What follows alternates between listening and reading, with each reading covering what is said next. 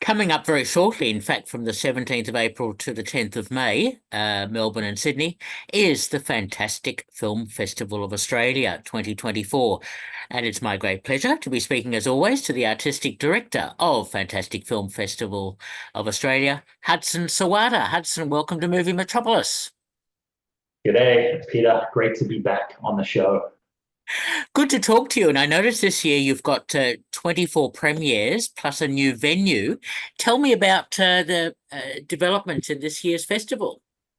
Yeah, absolutely. So this is our fifth year of running the event, and each year we try and bridge out and to go into new territory, which is, essentially the thesis of the festival itself, trying new things and going out and really pushing the boundaries of the event. So this year we're thrilled to have the Thornbury Picture House coming on as a site partner, bridging the gap up to audiences up the north side of Melbourne, which is exciting. And other things we're pushing into this year as well is our closing night. We're hosting a live musical performance, which we haven't done before with a live score, which is quite a significant production that we've been working on.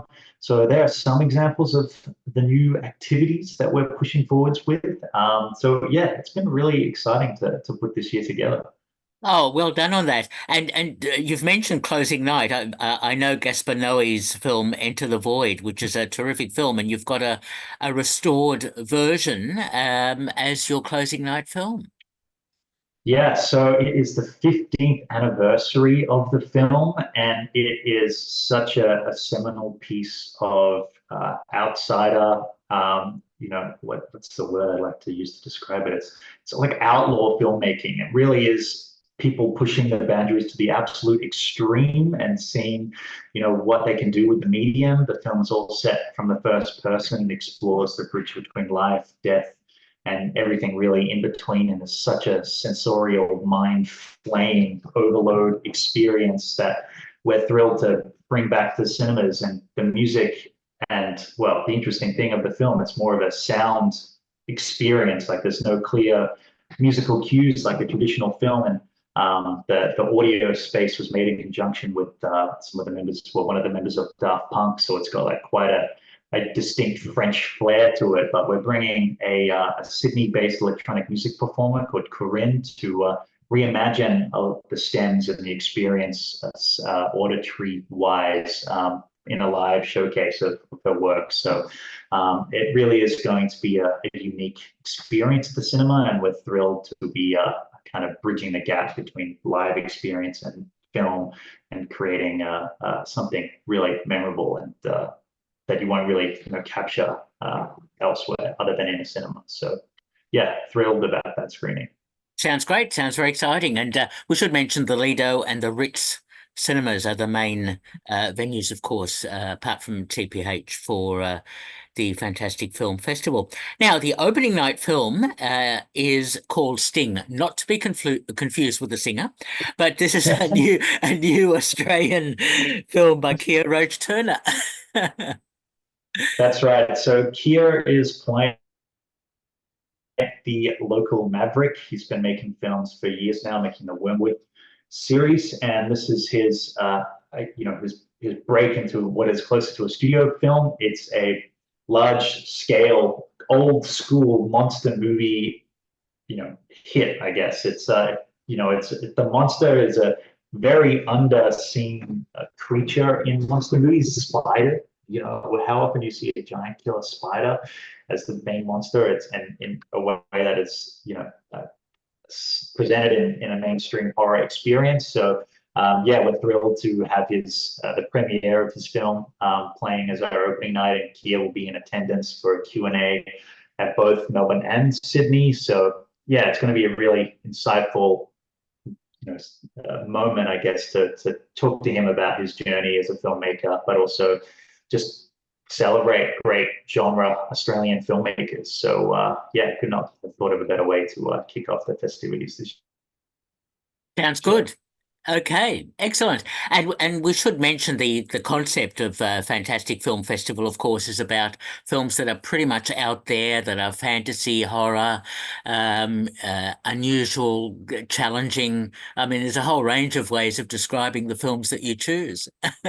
Yeah, that's right. And, I guess at the core of it, the films are programmed because they're unlike anything that we've seen before. They're really trying to do something unique and push, this medium that we love forwards in a fun way. But really at the core of it as well, it's a program that's full of fun and joy and designed to be a hoot. So yeah, I guess that's some of the core principles of the program, particularly this year. Excellent. Now, I've had a look at the restored version of Metal Skin, which I remember seeing, oh my goodness, in the 90s, Jeffrey Wright's film. And it is quite an incredible film, and I'm so glad that you're screening a beautifully restored print. Yeah, absolutely. It's just one of those films that was completely, under-seen and under-recognized as a great piece of Australian cinema.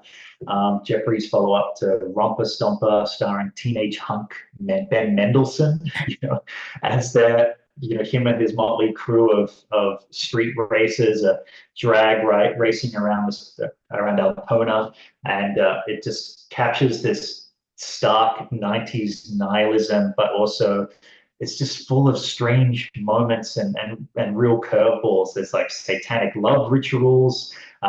There's, it has like almost a taxi driver, bleak kind of descent story going on behind it as well. And yeah, Ben Mendelsohn racing revved up, cars around the streets of Melbourne is just such a delight, and it was such a spectacular ending too. So it truly is a delight to be screening the restored uh, film, which has been carefully put together with Jeffrey as well, and the original crew involved. And he will be attending, Jeffrey, the screenings in Melbourne and Sydney for a Q&A to discuss the film and his career and other elements of production as well. So yeah, and I think it's one of those films that is just right for a new young generation as well to Mm. discover and find. Like it really has a youthful edge to it.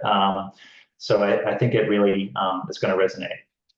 I certainly will. I mean, the western suburbs of Melbourne have never seemed so cool in some respects, and I know, yeah, me too. I mean, I live in the western suburbs too. I love it here, so I represent West Side. there you go. And we should mention the film did receive 6 AFI nominations, so it was to some extent recognised, even if it didn't win many awards. It doesn't matter. It was nominated. So anyway, Yeah, that's excellent. right. Yeah. Glad you're screening it. Now, another film I'm so glad you're screening because I remember seeing it, an Indonesian film, and you've got a restoration of The Raid, which is an amazing film from Indonesia, Gareth Evans' film. I'm so glad again you're screening it. It is arguably one of the greatest action movies ever made, the most propulsive experience of action that has really yet to be replicated. It really is the showcases the most incredible fight choreography, cinematography, the breakneck pacing of the whole thing is just so just propulsive, and it's just exhilarating to watch from start to finish. And it's one of those films that people have seen and and watched, but watching it with an audience again in a cinema in 4K with all the speakers going and blasting it at the same time, it's like this is one of those films that perfect for that experience. So yeah, we're absolutely thrilled to be able to offer that to audiences this year. Excellent stuff. Now, let's talk also about some of the new films. For example, you've got Luc Besson's new film, Dogman. Yeah, so we have Dogman starring Caleb Woodruff Jones, and it's a film that's kind of what you'd get if you mixed a little bit of Taxi Driver, again, as a reference, Pink Flamingos to a certain degree, Beethoven, and even like Home Alone. It's like a really weird mix of inspirations, but essentially it's almost like a superhero origins, well, supervillain origin story as it follows Caleb, the character he plays as he's dejected from society and only finds solace in his canine friends, and then through that he almost becomes like a dog whisperer, and they help him like bake cakes and stuff. And he loves, classical music and Shakespeare and the theater and things. The society will never give him a go, so he takes justice into his own hands, so to speak. And what unfolds is, yeah, quite a compelling crime action thriller. And Caleb is, yeah, truly one of the great performers working right now. So, yeah, it's a very unique production, that's for sure. Good one, good one. There's some really tantalizing stuff this year, I remember very strongly Squazzi, Godfrey Reggio's film and his follow-ups and so on. And I see you've got a new film of his, Once Within a Time. Yeah, truly one of the most visionary filmmakers, to still be making work as well. Koyaanisqatsi is one of my all-time favorite films, and it is a pleasure to be screening Once Within a Time at the festival. The film is an attempt to connect with a younger audience as well, and it poses a vision of our reality and of the future and of technology and nature and our interactions with people as this bright and vivid and colorful and creative portrait that's just beaming with incredible imagery and animations and live action, and it's quite a sensorial delight as he goes between projecting a narrative, but also using his imagery to create allegories for what it feels like to be a human in 2024. So it's yeah, a really distinct visionary project that we're excited to be screening. Sounds great. Now, I've been hearing a bit about a film called Cannibal Mukbang. Tell me more about this. It sounds truly incredible. Do you know what mukbanging is, Pip, by any chance? No. No. Well, I mean, we'd start there. Mukbanging is a viral phenomenon where people live stream themselves eating, and they, eat noodles or cake or Oh, fast food or whatever, and they live stream themselves eating it to an audience who will like chat to them and talk to them and tell them what else to eat, and they build an audience based on just eating food.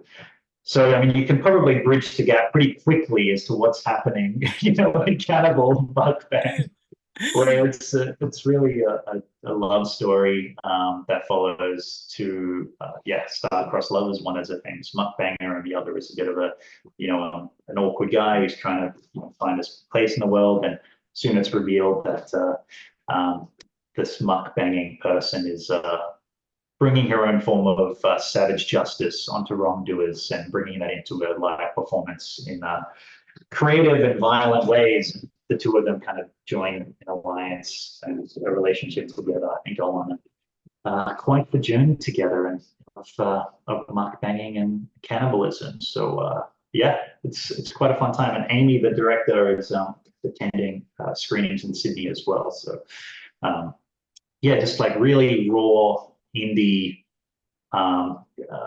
cinema, and just kind of reminds you of exploitation films, but with a contemporary edge to it. So yeah, a really exciting project.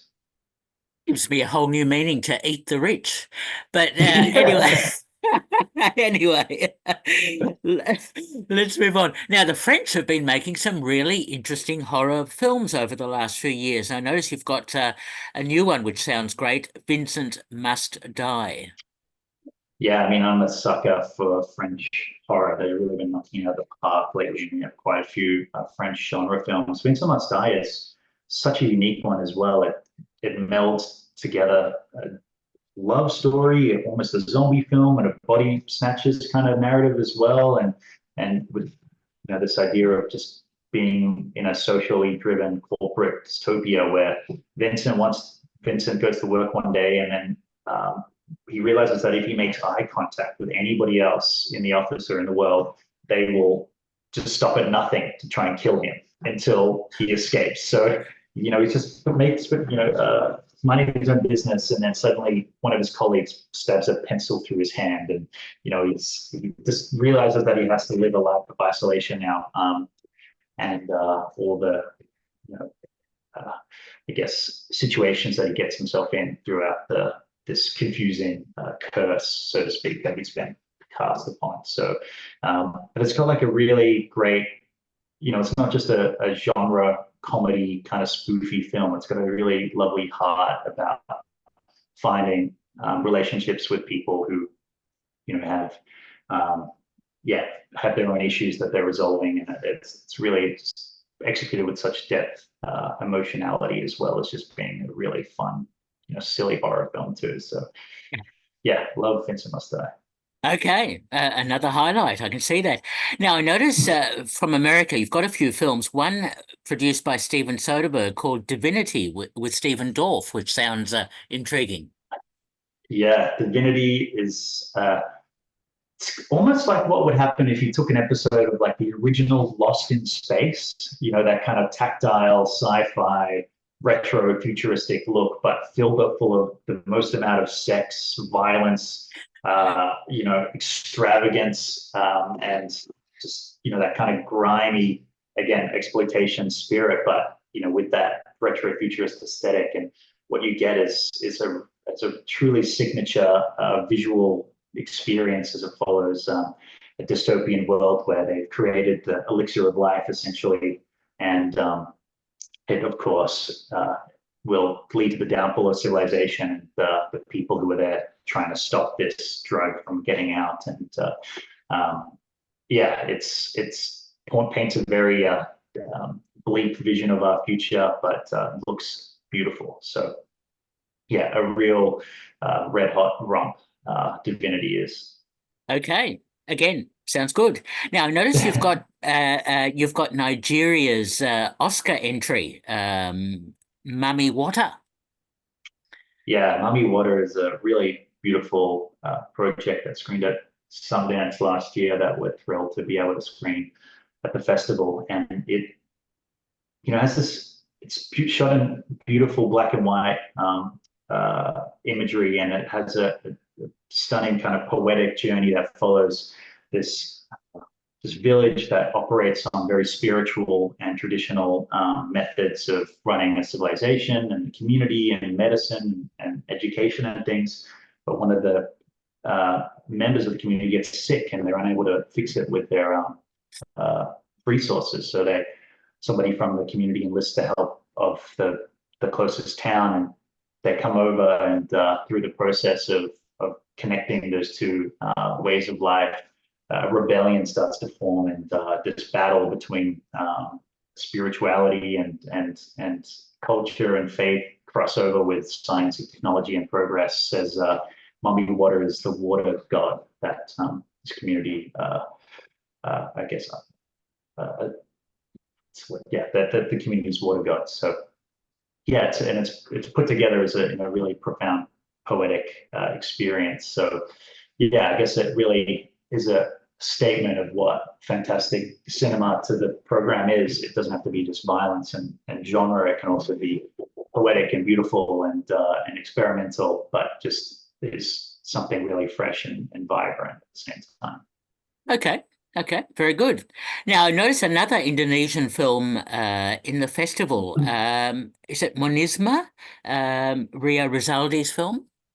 Yeah, yeah. So that is a screening that we are running in partnership with the Melbourne-based film collective called Dog Milk, who are working with the team of Nisme to produce their next work. But they're part of a collective of Indonesian underground filmmakers who are using cinema to not only create works of experimental and art house and comedy and kind of spoof films, but Menisme is this mix of documentary filmmaking and live action horror films and B-grade films and slice of life films. This really unique experience which follows the well, taking a step back, the documentary is interviewing the people who monitor volcanoes in the region, and the volcano monitoring is used as an allegory to explore some of the other ways that nature is impacting society, and the monitoring of nature and humans' impact on nature and things too. And yeah, it's a really beautiful and often grimy and dirty, but exciting and experimental mix up of yeah, live action and genre film and documentary filmmaking. So it's quite hard to explain in Yeah. words, but it's quite a yeah, compelling piece of yeah, unique cinema. Sounds very interesting, and we need to see more Indonesian cinema. We don't see enough of it, I don't think. Now, speaking of what is truly horrifying, you've got the nude screening coming up again, to the horror, and this time you've got a true horror movie. Actually, it's very funny, The Naked Gun. Yeah, so I mean, when we were planning this year's naked screening, what else is there? And it just itself, Naked Gun, Naked is just going to be such a fun experience. The naked screen's always been such a delight to run, and the energy in that space. I mean, it sounds obviously really uncomfortable and like a really strange thing to do. But once you're in there and you're around 100 other naked people, you realize that this, clothes are just a social contract, and we're all just, naked people walking around anyway. And in the cinema, the lights are dark, it's air conditioned. There's rules about being in a cinema. You have to look forwards, and there's it's a really safe space to be nude. So yeah, we've loved hosting them, and Naked Gun is just also just really lighthearted as well, and that's going to be really accessible for people which already in a compromised position emotionally, so to speak. So yeah, it's always a really fun experience, and people love coming. So yeah, again, Naked Gun, new I, experience. I'm sure it will be fun, and you can also screen it as an homage because isn't O.J. Simpson, who's just died, in it? I mean, I guess you could. I guess you could. I'll have to think about how that would work. But look, yeah, that's an interesting one. Okay, I'll leave that with you. So, Yeah. now I noticed an animation, which is always great to see, from France called Mars Express. Yeah. Mars Express is a really delightful film from France that it's a cyberpunk vision of the future that's at the core of it. It's also a hard-boiled murder mystery. But that this beautiful animation that follows this detective and her android partner as they're trying to uncover this corporate espionage through the streets of this beautifully realized cyberpunk future on Mars. Is just a joy to behold visually, and the narrative just goes to really fantastic places. It feels like a Japanese animated film. It has that kind of attention to detail, and the flowing nature of captures human movement and cityscapes and environments with impeccable detail, but really has a deep, thought-provoking and philosophical narrative at the core about what it means to be human and consciousness and reality and family and yeah, it's put together in a really a fantastic package too. It's a very exciting project. So thrilled to be screening Mars Express. Sounds good. Now I noticed a film that it says is 50 years in the making, a film called The Primevals. So the Primevals is just one of those gems that you find every once in a while. A film that was made was went into pre-production over 50 years ago with a concept and artwork and script and financing and everything. Then it was delayed and then pushed back, started production in the 90s again, and it has the director passed away in the 90s, so it went underground again then. But now last year they finally finished the project posthumously, and it has this fantastic Ray Harryhausen like mixture of live action and stop motion esque animation mixed over the top. It's an adventure through they discover the Yeti, and they realize that if they backtrack the location of the Yeti, they might uncover lost riches and lost history of monsters and creatures that may exist under the earth.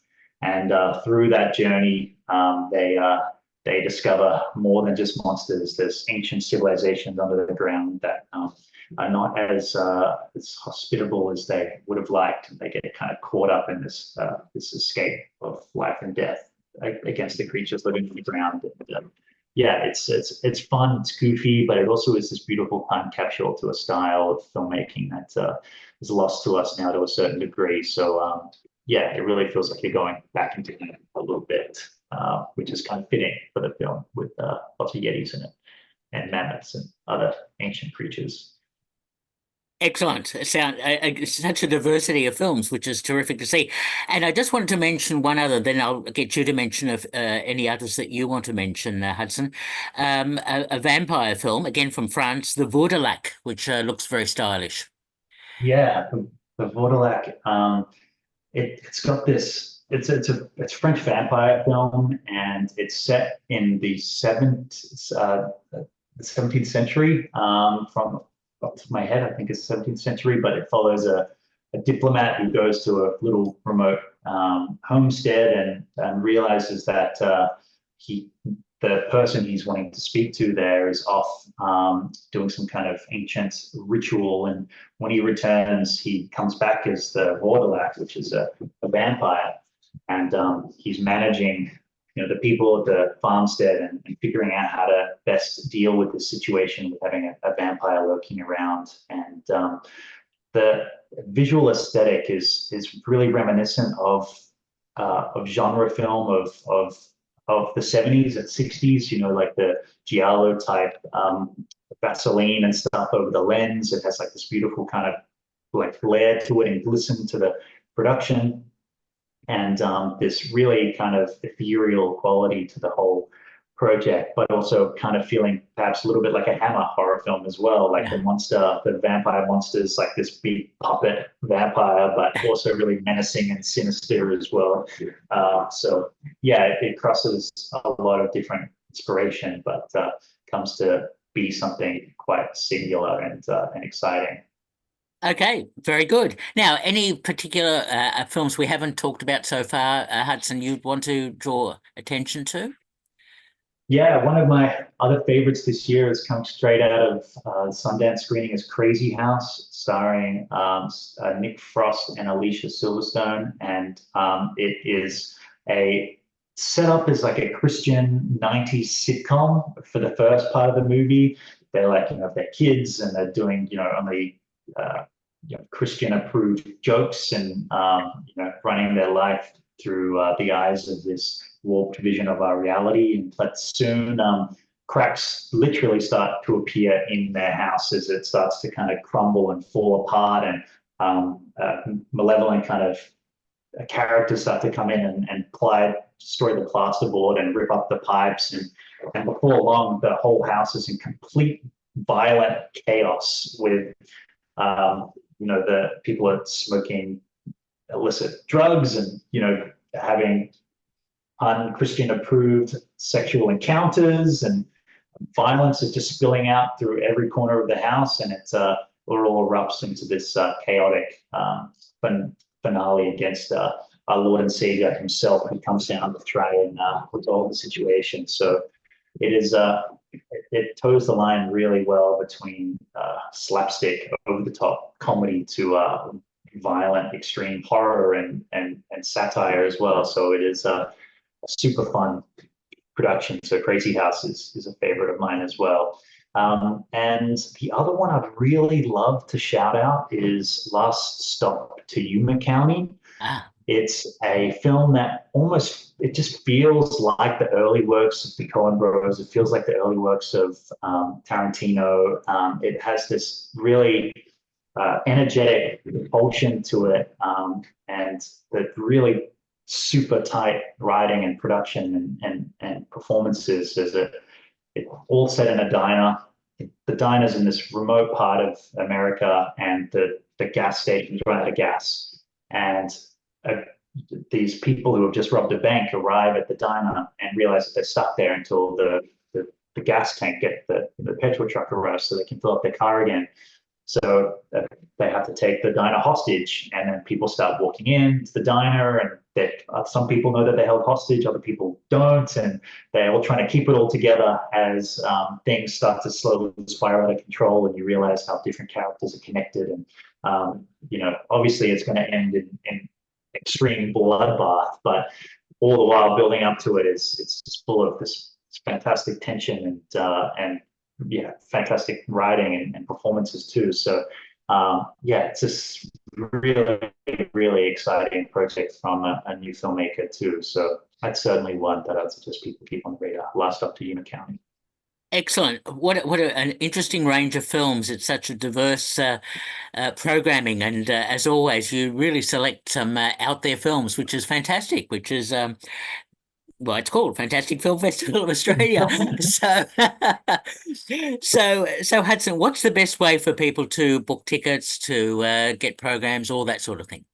Yeah, absolutely. So you can buy tickets through the website. If you just type in Fantastic Film Festival Australia or FFFA, you can buy all the sessions through there. You can also buy them through the Ritz, the Lido, and the Hungry Picture House websites too.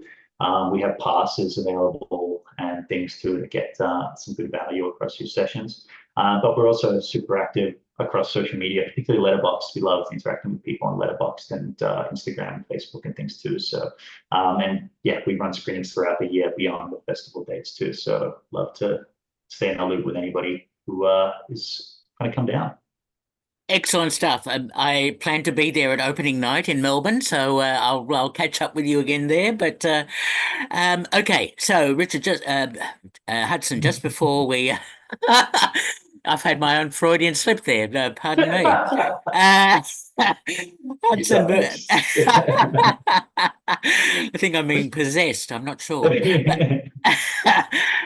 so Hudson, before I let you go, I just wanted to ask you if you've seen anything else outside of the festival recently that impressed you.